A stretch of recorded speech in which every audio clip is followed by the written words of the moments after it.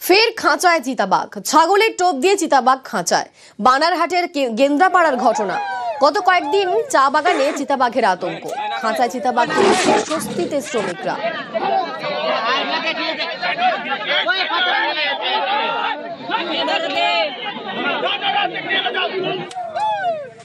আমাদের সঙ্গে রয়েছেন প্রতিনিধি রকি। রকি, কতদিন ধরে চিতাবাঘ লোকালয়ে ঘুরে বেড়াচ্ছিল? অনিন্দিতা, দেখুন, বানারহাট ব্লকের অন্তর্গত যে গেন্দ্রাপাড়া চা বাগান, সেখানে কিন্তু বেশ কিছু ধরে চিতাবাঘের আনাগোনা লক্ষ্য করতে পারছিলেন শ্রমিকেরা, এবং কাজ করার সময় কিন্তু মাঝে মাঝে তাদের সামনে চলে আসছিল। তাতেই আতঙ্ক ছড়িয়েছিল গোটা এলাকায়। এরপর কিন্তু বাগান কর্তৃপক্ষ বিনাকুড়ি ওয়াইল্ড লাইফ স্কোয়াডের যে বনকর্মীরা রয়েছেন সেখানে গিয়ে আবেদন জানান, এবং সেখানে কিন্তু ছাগলের টোপ দিয়ে গেন্দ্রাপাড়া যে 20 এবং 21 নম্বর সেকশন রয়েছে সেখানে খাঁচা পাতা হয়, এবং সেখানে গতকাল রাতে কিন্তু গর্জন শুনতে পায় শ্রমিকেরা যে চিতাবাঘের। তার সামনে গিয়ে দেখতে পায় যে চিতাবাঘ খাঁচায় ধরা পড়েছে। প্রচুর মানুষ এখানে ভিড় জমায়। খবর পেয়ে বন দপ্তর এবং পুলিশ সেখানে পৌঁছায়, এবং রাতের বেলায় সেই চিতাবাঘটিকে কিন্তু সেখান থেকে উদ্ধার করা হয়। বন দপ্তর সূত্রে জানানো হয়েছে প্রাথমিকভাবে তার শারীরিক পরীক্ষার পর তাকে জঙ্গলে ছেড়ে দেওয়া হবে। বেশ, ধন্যবাদ। কিছুদিন আগে গেন্দ্রাপাড়া বাগানের ম্যানেজারের কথা মতন ওনার রিকোয়েস্টে একটা খাঁচা প্রস্তুত করা হয়, এবং সে খাঁচাটা আমরা পর্যবেক্ষণ রাখছিলাম। হঠাৎ করে খবর আসে যে ওই বাগানের খাঁচাতে লেপার্ড ধরা পড়েছে। আমরা সেই মতন সঙ্গে সঙ্গে ওখানে পৌঁছে গিয়ে সেই লেপার্ডটাকে ওখান থেকে রেস্কিউ করে নিয়ে আসি। লেপার্ডটা পূর্ণবয়স্ক লেপার্ড, আপাতত ওটাকে পর্যবেক্ষণে রাখা হবে। যুদ্ধবিরতির মধ্যেই আফগানিস্তানের পাকতিকা প্রদেশে পাকিস্তানের হামলা, 8 জনের মৃত্যু, তার মধ্যে 3 জন ক্রিকেটার। প্রতিবাদে ত্রিদেশীয় সিরিজ থেকে দল তুলে নিল আফগান ক্রিকেট বোর্ড। আর পরিস্থিতির উপর নজর রাখছে ভারত।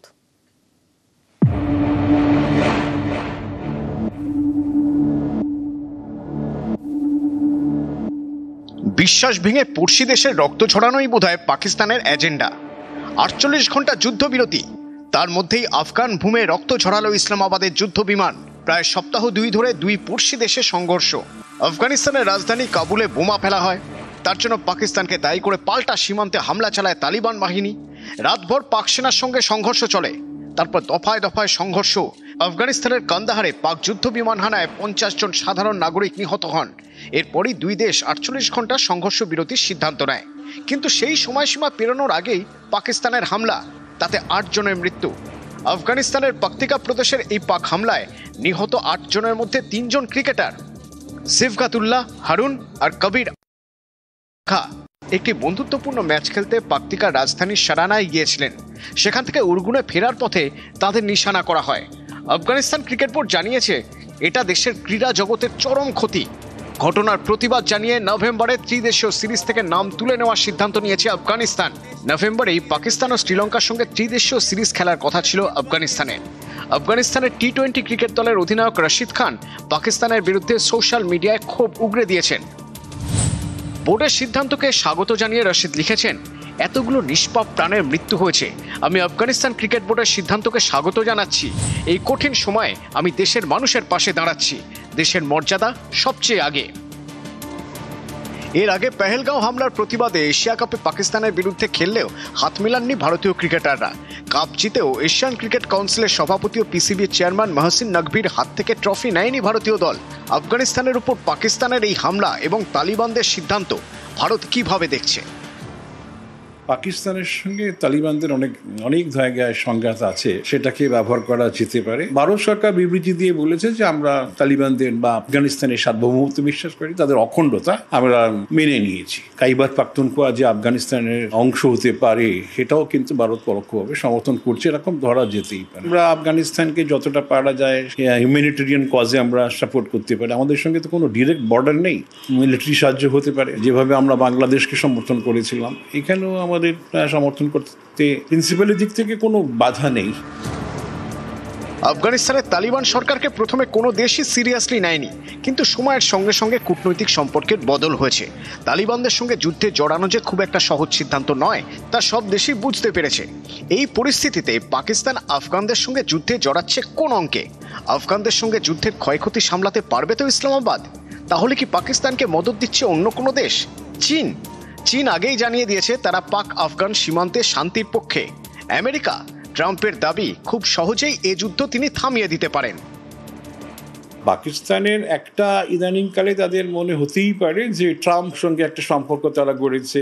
ট্রাম্প আসিম মুনিরকে যেভাবে ডাকছেন, যেভাবে নওয়াজ শরীফকে যেভাবে কাছে ডাকছেন, তাতে ওদের একটা ভাবনা হতেই পারে যে পাকিস্তানকে পরোক্ষভাবে সমর্থন করবে বা কিছু। খুব একটা সুবিধে হবে না, আমেরিকা তো সেভাবে পয়সা ঢালবে না, বা লড়াইটা পাকিস্তানকেই করতে হবে। এবং পাকিস্তান যদি আফগানিস্তানের সঙ্গে লড়াই করে তাহলে কিন্তু অন্য অনেকগুলো ফ্রন্টিয়ার কিন্তু খুলে যাওয়ার সম্ভাবনা। পিওকেও কিন্তু সেখানকার লোক, সেখানে সৈন্য আছে ছড়াতে হবে, বালুচিস্তান থেকে সৈন্য সরাতে হবে। তার ফলে কিন্তু সেই সব জায়গায় যারা কিন্তু স্বাধীনতার জন্য লড়ছে তারা কিন্তু যথেষ্টই তাদের স্বাধীনতা সংগ্রাম বা তাদের লড়াইটাকে তারা আরো কি করে প্রাণবন্ত করা যায় সেই চেষ্টা করবে।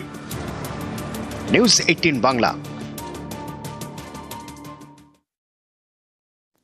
সোনামুখীর অলিগলিতে কালী কথা, মুন্সেফগড়ে ঘুঘু কালীর পুজো। এই পুজো ঘিরে নানান গল্প।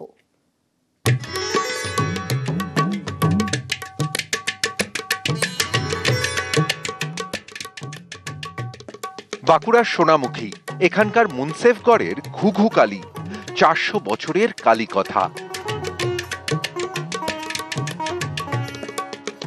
সোনামুখী দিয়ে বয়ে গিয়েছে শালী নদী।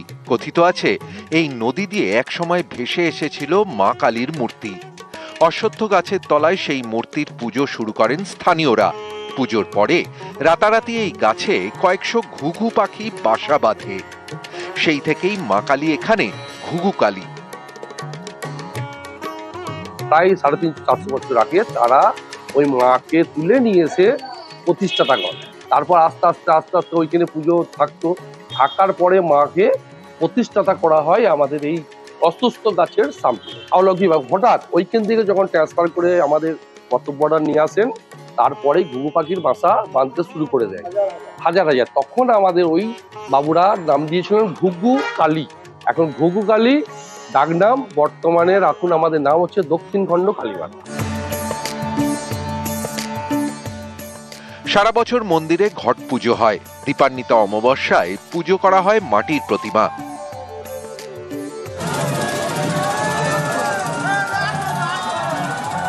এই প্রতিমা নিরঞ্জনের বিশেষ নিয়ম রয়েছে। এক্ষেত্রে গাড়ি ব্যবহার করা হয় না। কাঁধে করে মায়ের প্রতিমা নিয়ে যান ভক্তরা, তারপরে পুকুরে বিসর্জন। একেবারেই আনন্দ উৎসবের মধ্যে বিভিন্ন আচার নিষ্ঠার সঙ্গে এই কালী মায়ের আরাধনা করে থাকে এই ক্লাব কর্তৃপক্ষ। সোনামুখী থেকে দেবব্রত মণ্ডল, নিউজ 18 বাংলা। এসআইআর আবহেই ফের সিএএ নিয়ে হাওয়া গরম। কালী পুজোর পরে রাজ্য জুড়ে সিএএ ক্যাম্প করবে বিজেপি। পাল্টা তৃণমূলের কটাক্ষ, এসআইআরে হিন্দু শরণার্থীদের নাম বাদ যাবে বুঝতে পেরেই সিএএ নিয়ে আসরে নামছে বিজেপি।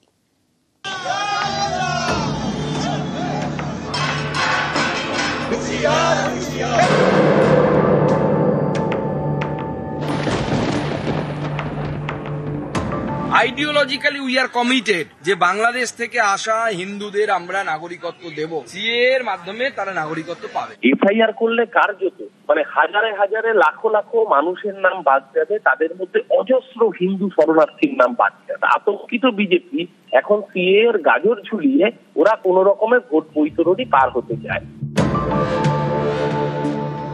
কমাস পরেই রাজ্যে বিধানসভা নির্বাচন, তার আগে চর্চায় এসআইআর। ভোটের আগে বাংলায় ভোটার তালিকার বিশেষ নিবিড় সংশোধন করতে চায় নির্বাচন কমিশন। তার প্রস্তুতিও চলছে। বিহারে সদ্য শেষ হয়েছে এসআইআর প্রক্রিয়া। ভোটার তালিকা থেকে বাদ গিয়েছে প্রায় 69 লক্ষ নাম। এমন পরিস্থিতিতে বাংলায় এসআইআর ঘিরে হাওয়া গরম। তারই মধ্যে বিজেপির মুখে ফের সিএ এর কথা। কালী পুজোর পরই রাজ্য জুড়ে সিএ এর ক্যাম্প করবে পদ্ম শিবির। আইডিওলজিক্যালি উই আর কমিটেড যে বাংলাদেশ থেকে আসা হিন্দুদের আমরা নাগরিকত্ব দেব। সবাই তো পালিয়ে আসতে পারেনি, কিছু মানুষ তো পারে থাকতে থেকে গেছে, তাদের কি হবে? আমরা আগামী দিনে শিবির করে ফর্ম ফিল আপ করাবো, প্রয়োজনে সিএ এর মাধ্যমে তারা নাগরিকত্ব পাবে। সিএ এর ক্যাম্প পশ্চিমবঙ্গে অনেকে করছে। আমি তো প্রস্তাব দেব তৃণমূলকেও সিএ ক্যাম্প করার জন্য। এফআইআর করলে কার্যত হাজারে হাজারে লাখো লাখো মানুষের নাম বাদ যাবে, তাদের মধ্যে অজস্র হিন্দু শরণার্থীর নাম বাদ যাবে এবং সেই মানুষের ভোটেই বিজেপির ভোট ব্যাংক স্ফীত। অর্থাৎ আতঙ্কিত বিজেপি এখন সিএ এর গাজর ঝুলিয়ে ওরা কোন রকমের ভোট বৈতরণী পার হতে চায়। ভোটের আগে বাংলায় যখন এসআইআর ঘিরে প্রস্তুতি তুঙ্গে, তখন বিজেপির সিএ বার্তা ঘিরে ফের রাজনীতির হাওয়া গরম।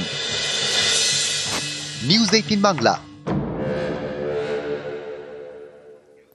পাহাড়ে কেন্দ্রের মধ্যস্থতাকারী নিয়োগে আপত্তি, প্রধানমন্ত্রীকে চিঠি মুখ্যমন্ত্রীর। প্রাক্তন ডেপুটি এনএসএ কে মধ্যস্থতাকারী নিয়োগ কেন্দ্রের।